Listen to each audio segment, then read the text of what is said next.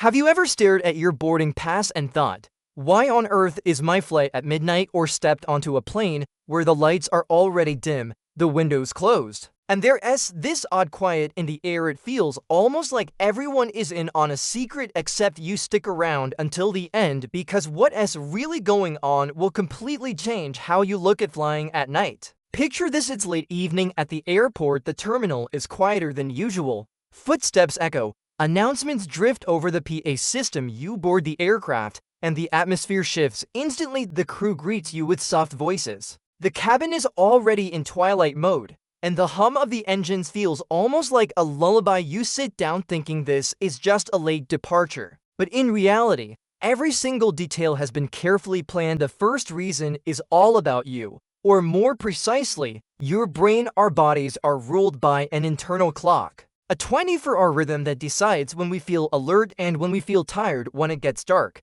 your brain starts producing melatonin, the signal to wind down. Airlines know this. If they can get you on a plane during your natural rest hours, you're far more likely to sleep, and when you sleep, time moves faster. Suddenly, a 12-hour flight feels shorter, easier, almost manageable. There's another advantage: a sleeping cabin is a quiet cabin with most passengers resting. There's less movement in the aisles, fewer call buttons pressed, and fewer meal requests. The crew can work more efficiently, keep the environment calm, and conserve their own energy. It's not just about your comfort, it's about creating an atmosphere where everyone on board can get through those long hours with less stress. But the benefits go beyond what happens inside the plane. Think about massive airport hubs like Heathrow in London, Changi in Singapore, or Dubai International. They're not just airports, they're precision-timed machines. Every gate assignment, baggage transfer, and air traffic control sequence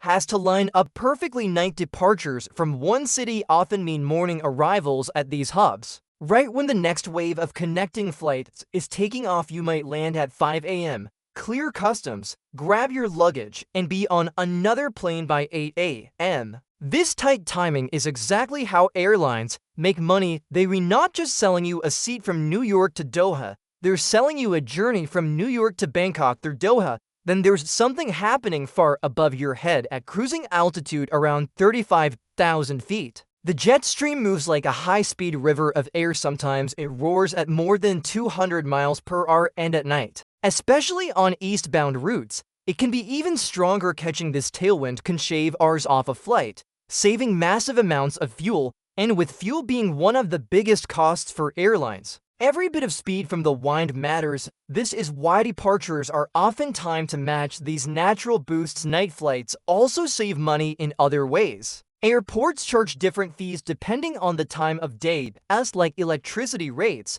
They have peak and off-peak hours. Leaving at 1 in the morning can mean lower costs for gate use, runway time, and taxiing around midnight. The airspace is less crowded, so there's less waiting for takeoff or circling before landing. Everything runs smoother, quicker, and cheaper. And here's something you might not expect: night flights can make jet lag less painful. Take the classic New York to London red eye. You board at 10 p.m., sleep for part of the journey, and land at 10 a.m.